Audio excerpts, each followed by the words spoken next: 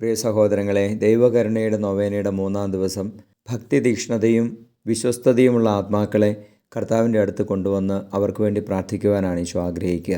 ഭക്തിതീക്ഷ്ണതയിൽ നമ്മൾ വളരാൻ നമ്മളുടെ ഏൽപ്പിക്കപ്പെട്ടിരിക്കുന്ന ആത്മീയ കാര്യങ്ങളോട് വിശ്വസ്തത നമ്മളിൽ നിറയാൻ വേണ്ടി നമ്മൾ പ്രാർത്ഥിക്കുകയും അങ്ങനെയുള്ള അനേക ആത്മാക്കളാണ് ഇന്ന് ഈ കാലഘട്ടത്തിൽ നമ്മളുടെ വിശ്വാസത്തിന് അഗ്നിയായി മാറുന്നത്, തിരുസഭയിലെ സാക്ഷികളായി മാറുന്നത് എന്നുള്ള തിരിച്ചറിവോടുകൂടി നമുക്ക് അവർക്ക് വേണ്ടി പ്രാർത്ഥിക്കാം.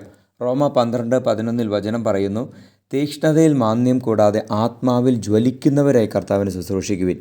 തീക്ഷ്ണതയിൽ മാന്യം ഉണ്ടാകരുത്. ആത്മാവ് എപ്പോഴും നമ്മളുടെ ഉള്ളിൽ കത്തിജ്വലിക്കണം. വിശ്വാസത്തിൻ്റെ ആത്മാവ്, സ്നേഹത്തിൻ്റെ ആത്മാവ്, ക്രിസ്തീയതയുടെ ആത്മാവ്, പരിശുദ്ധാത്മാവ് നമ്മളിൽ എപ്പോഴും ജ്വലിച്ചുകൊണ്ടിരിക്കണമെന്ന് ഈശോ ആഗ്രഹിക്കുന്നു. വെളിപാട് 2:10 വചനം പറയുന്നു, നീ ഉടനെ സഹിക്കാനിരിക്കുന്നവയെ ഭയപ്പെടരുത്. നിങ്ങളിൽ ചിലരെ പിശാച് തടവിലാക്കിയിരിക്കുന്നു. അത് നിങ്ങൾ പരീക്ഷിക്കപ്പെടുന്നതിനാണ്. 10 ദിവസത്തേക്ക് നിങ്ങൾക്ക് ഞെരുക്കമുണ്ടാകും. മരണം വരെ വിശ്വസ്തനായിരിക്കുക. ജീവൻ്റെ കിരീടം നിനക്ക് ഞാൻ നൽകും. മരണം വരെ വിശ്വസ്തത കാണിക്കണം. നമുക്ക് ഞെരുക്കങ്ങളുണ്ടാവും, പരീക്ഷണങ്ങളുണ്ടാവും, പീഡകളുണ്ടാവും. എങ്കിലും നമ്മൾ വിശ്വസ്തരായി വിശ്വാസത്തിൻ്റെ തീക്ഷ്ണതയിൽ ജീവിക്കണം എന്ന് ദൈവത്തിൻ്റെ വചനം പറയുകയാണ്. ഈ കാലഘട്ടത്തിൽ വളരെ പ്രധാനപ്പെട്ട ഒരു പ്രബോധനമാണിത്. വിശുദ്ധ മത്തായി 2:9-14 വരെ വചനം ഇങ്ങനെയാണ്, അവർ നിങ്ങളെ പീഡനത്തിന് ഏൽപ്പിച്ചു കൊടുക്കും, അവർ നിങ്ങളെ വധിക്കും, എൻ്റെ നാമം നിമിത്തം സർവ്വജനങ്ങളും നിങ്ങളെല്ലാവരെയും ദ്വേഷിക്കും, അനേകർ വിശ്വാസം ഉപേക്ഷിക്കും, പരസ്പരം ഒറ്റിക്കൊടുക്കുകയും ദ്വേഷിക്കുകയും ചെയ്യും. നിരവധി വ്യാജപ്രവാചകന്മാർ പ്രത്യക്ഷപ്പെട്ട് അനേകരെ വഴിതെറ്റിക്കും. അധർമ്മം വർദ്ധിക്കുന്നതിനാൽ പലരുടെയും സ്നേഹം തണുത്തുപോകും. എന്നാൽ അവസാനം വരെ സഹിച്ചു നിൽക്കുന്നവൻ രക്ഷപ്പെടും. നോക്കിക്കേ, അധർമ്മം വർദ്ധിക്കുന്നത് കാണുമ്പോൾ, ചുറ്റുവട്ടത്ത് കുറേ പീഡകളും അധർമ്മങ്ങളും പാപവും എല്ലാം വർദ്ധിക്കുന്നത് കാണുമ്പോൾ നമ്മളുടെ തീക്ഷ്ണത നഷ്ടപ്പെട്ടു പോകും.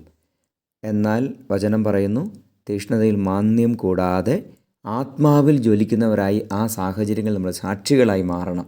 സ്നേഹം തണുത്തു പോകാൻ പാടില്ല. ഈശോയോടുള്ള സ്നേഹം, പരസ്നേഹം, പരസ്പര സ്നേഹം, വിശ്വാസത്തിൻ്റെ തീക്ഷ്ണതയൊന്നും തണുത്തു പോകാൻ പാടില്ല. നമ്മൾ വിശ്വസ്തയോടെ അവസാനം വരെ പിടിച്ചു നിൽക്കണം. 1 കൊറിന്തോസ് 4:1-2 തിരുവചനങ്ങൾ, ക്രിസ്തുവിൻ്റെ ദാസന്മാരും ദൈവരഹസ്യങ്ങളുടെ കാര്യസ്ഥന്മാരുമായിട്ടാണ് ഞങ്ങളെ പരിഗണിക്കേണ്ടത്. കാര്യസ്ഥന്മാർക്ക് വിശ്വസ്തത കൂടിയേ തീരൂ. ദൈവരഹസ്യങ്ങളുടെ കാര്യസ്ഥന്മാരാണ് വിശ്വാസികളായ നമ്മൾ. ഈ ലോകത്തിൽ അനേകർക്ക് വിശ്വാസമില്ല. വിശ്വാസമുള്ളവർ തന്നെ വിശ്വാസം ക്ഷയിച്ചുകൊണ്ടിരിക്കുന്നു. അങ്ങനെയെങ്കിൽ നമ്മൾക്കുള്ള വിശ്വാസം എപ്പോഴും നമ്മൾ തീക്ഷ്ണതയിൽ കാത്തു സൂക്ഷിക്കാൻ പരിശ്രമിക്കണം എന്നാണ് വചനം നമ്മളെ ഓർമ്മിപ്പിക്കുന്നത്. ദൈവത്തോട് ചേർന്ന് നിൽക്കുവിൻ, അവിടുന്ന് നിങ്ങളോടും ചേർന്ന് നിൽക്കും എന്ന് വിശുദ്ധ യാക്കോബ് 4:8 പറയുന്നു. നമുക്ക് തീക്ഷ്ണതയിൽ മാന്യം കൂടാതെ ആത്മാവിൽ ജ്വലിക്കുന്നവരായി എല്ലാ കാര്യത്തിലും, ആത്മീയ കാര്യങ്ങളിൽ വിശ്വസ്തയോടുകൂടി നിലനിൽക്കാനുള്ള കൃപയ്ക്ക് വേണ്ടി നമുക്ക് പ്രാർത്ഥിക്കാം. അങ്ങനെ ഇപ്പോൾ വിശ്വാസത്തിൻ്റെ തീക്ഷ്ണതയിൽ, വിശ്വസ്തതയിൽ സാക്ഷികളായിത്തീരുന്ന ഓരോരുത്തരും ഈശോയുടെ തിരുസന്നിധിയിൽ സമർപ്പിച്ച് നിലനിൽപ്പിൻ്റെ വാരത്തിന് വേണ്ടി, ദൈവകരുണയ്ക്ക് വേണ്ടി നമുക്ക് പ്രാർത്ഥിക്കുകയും ചെയ്യാം. Ave Maria.